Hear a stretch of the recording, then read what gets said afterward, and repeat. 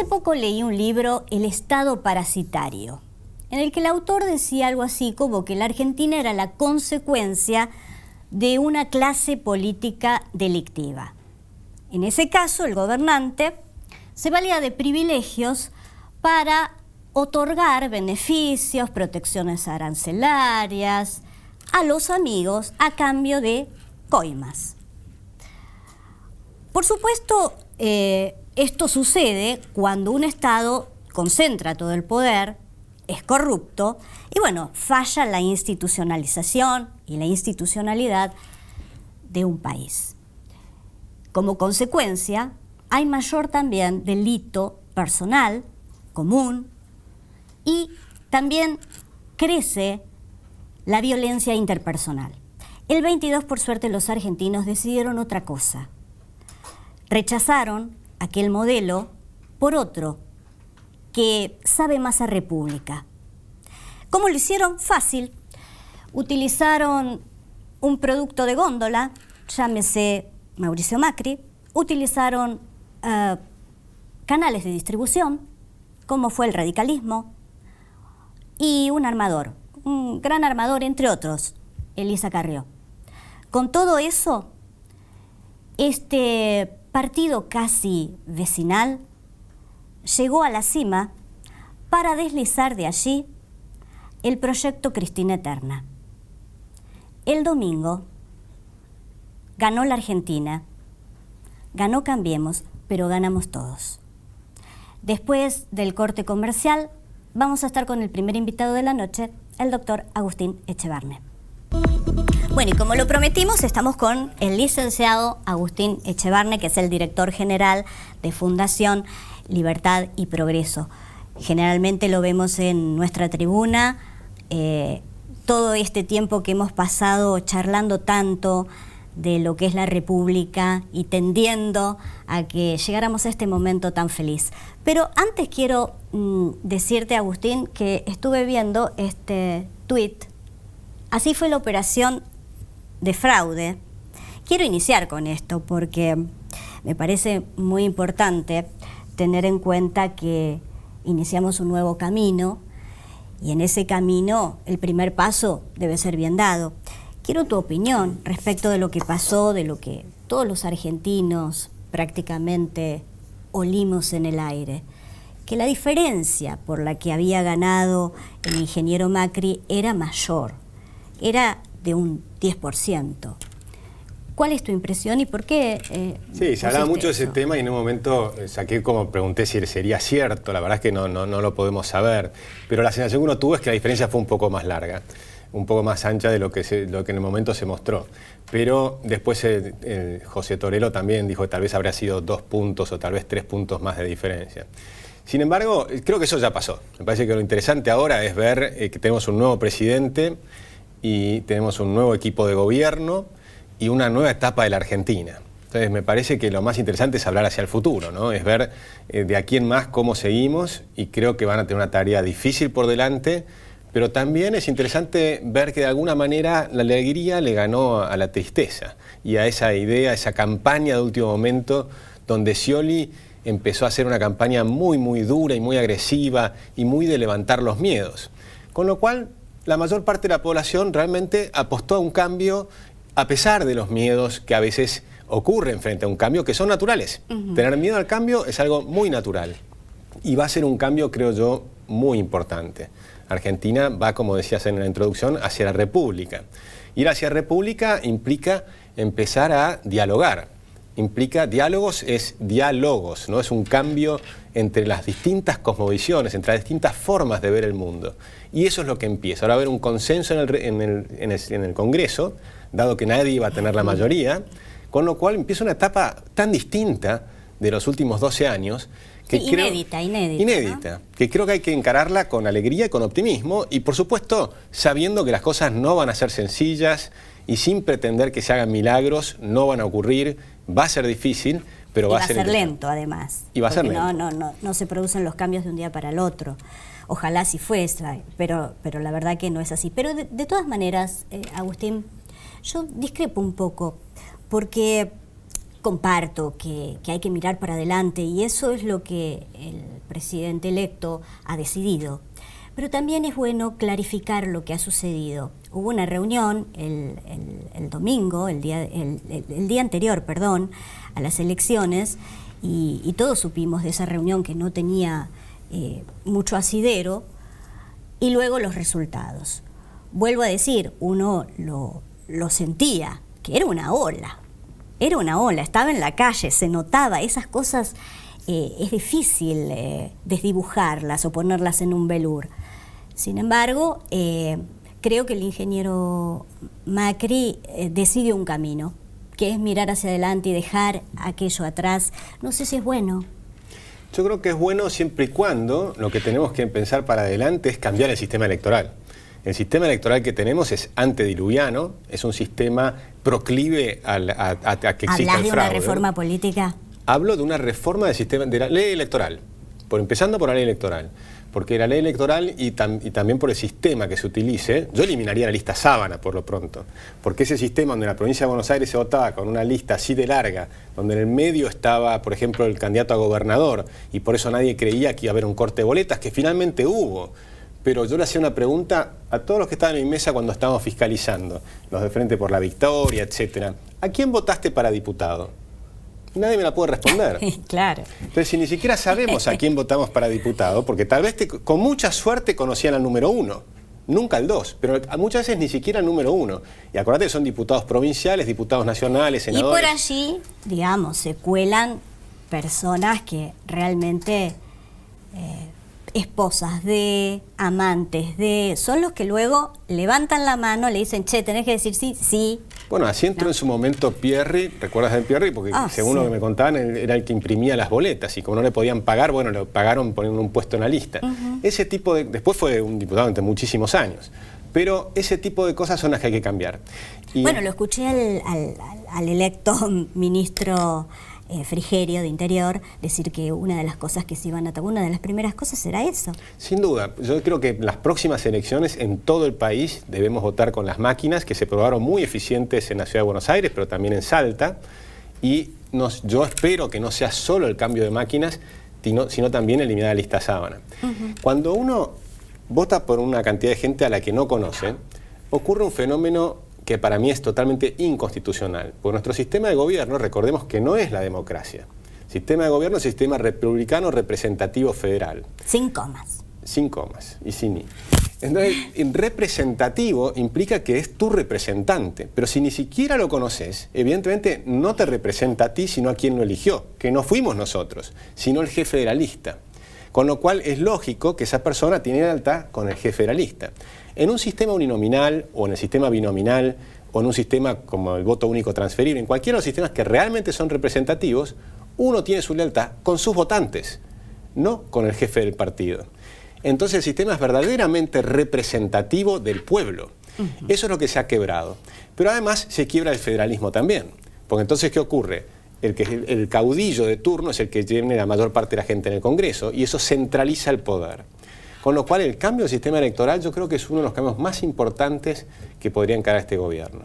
Bueno, tenés la suerte de que ya lo... Y dijo además Frigerio que era un sistema cavernario. Exacto.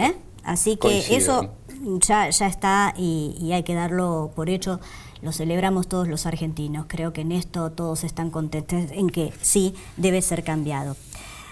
Otra pregunta. Quisiera saber cuál es tu opinión respecto de los nuevos nombres del nuevo gabinete de Mauricio Macri. Y además una semblanza de cómo queda cada uno de estos lugares, es decir, las cuentas. ¿Cómo son? Las cuentas son complicadas. Empezamos por el gabinete. Yo creo que el gabinete es una bocanada de aire fresco para la Argentina, ¿no? Es gente profesional, honesta, con trayectoria en el sector privado, en algunos casos con trayectoria en el sector privado y público, como es el caso de la nueva canciller, que era secretaria de las Naciones Unidas, nada menos. Eso es un cambio fenomenal con respecto a las relaciones internacionales desde el primer día. Ya hemos cambiado las relaciones internacionales al incorporar una persona como Susana en el gobierno, lo que vas a tener es la posibilidad de llamada directa a cualquier jefe de Estado instantáneamente. Además de la idoneidad intelectual, ¿no? Completamente, con lo cual yo observo una bocanada de aire fresco, una sensación de sensatez, de volver a la cordura. Dicho esto, cabe mencionar que no hay liberales, o sea, que esto va a ser un programa desarrollista, no va a ser un programa liberal, con lo cual los que tengan miedo de que esto sea un programa liberal, pues no lo va a ser. A mí me encantaría que no fuera, ¿no? Pero seguramente va a ser algo pero obviamente va a ser un debate normal.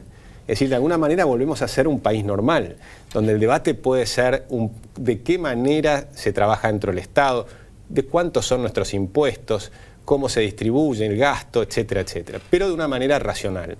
Y creo además que se va a eliminar la mentira, es decir, se va a corregir el problema del INDEC, se van a empezar a saber cómo realmente está la Argentina, el Estado argentino, que seguramente lo van a encontrar en bastante malas condiciones. Que recordemos que el trabajo del INDEC lo estaban haciendo los diputados de la Nación. Habíamos llegado a eso.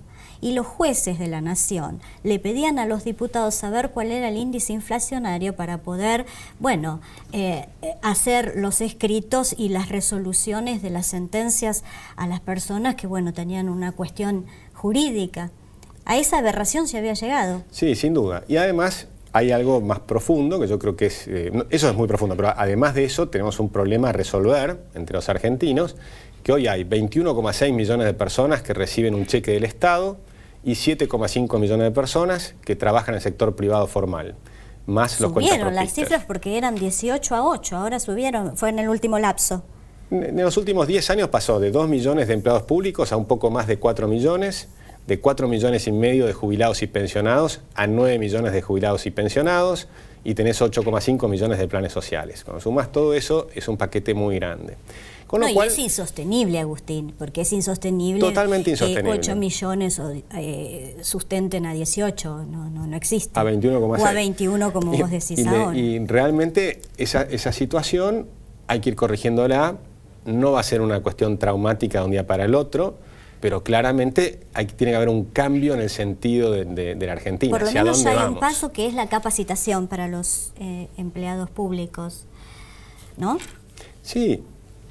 Hay que haber una cantidad de temas que se tienen que tratar al mismo tiempo. La Argentina va a llegar con una deuda importante, va a llegar con un déficit fiscal muy grande, de más de 8 puntos del PBI. El más grande de la historia. Posiblemente uno de los más grandes de la historia, con lo cual hay un desafío muy importante, pero tenemos ahora un equipo de gobierno que es sensato, que es profesional, que van a tratar los temas a la luz del día, va a haber reuniones de gabinetes todas las semanas seguramente, es decir, se van a tratar los temas de una manera profesional. No como se venían haciendo hasta ahora. Agustín, tu lectura sobre estas ausencias llamativas de Elisa Carrió y de Ernesto Sanz, por ejemplo. Bueno, a mí me parece una lástima lo de Ernesto Sanz. Creo que la invitación de Mauricio Macri a nombrarlo ministro de Justicia era algo muy importante, porque de alguna manera le estaba dando un cargo que no es nada menos que la justicia. Para un país que pretende ser republicano, necesitas una justicia independiente, precisamente un aliado que venía del radicalismo. Con lo cual el gesto fue muy bueno. Pero yo entiendo las decisiones personales que pueda tomar Ernesto Sanz, lo que él decía que quiere... ¿Pero entendemos que son decisiones personales? Bueno, uno nunca sabe exactamente todo lo que implican esas decisiones personales. Él nombró a cuestiones familiares y demás que me parecen muy razonables. Dedicarle tiempo a su familia, que es algo que, bueno, todos los políticos dejaron de hacer. Ahora, luego, si él pretendía tal vez un cargo superior, como ser el jefe de gabinete, eso no lo puedo saber, Pero sí creo que es importante de todas maneras que se está mostrando en los nombramientos del gabinete una amplitud, una idea de convocar a los mejores, seguro. O por lo menos a los que consideran que son los mejores. Seguro, pero dos factores importantísimos para la instalación del proyecto de Macri han sido, sin lugar a dudas, Ernesto Sanz y Elisa Carrió. Yo entiendo que Elisa Carrió hace rato que venía diciendo que ella seguramente querría algún puesto, pero que no interfiera en las cuestiones cotidianas del gobierno. y tal vez sea también razonable. Entonces, uno también tiene que tener en cuenta. Es decir, no hay un mar de fondo, no hay, eso es lo que vos analizás. Por lo menos vamos a verlo. Por ahora no puedo estimar algo que tal vez esté ocurriendo, pero yo no lo conozco, ¿no? Lo que sí sé es que empieza un gobierno nuevo frente a un desafío muy importante. Creo que el desafío no es solo para el gobierno, creo que hay que comprender que el desafío es para toda la sociedad argentina, el desafío también es para la oposición, y también es para el kirchnerismo, que tiene que aprender a hacer oposición.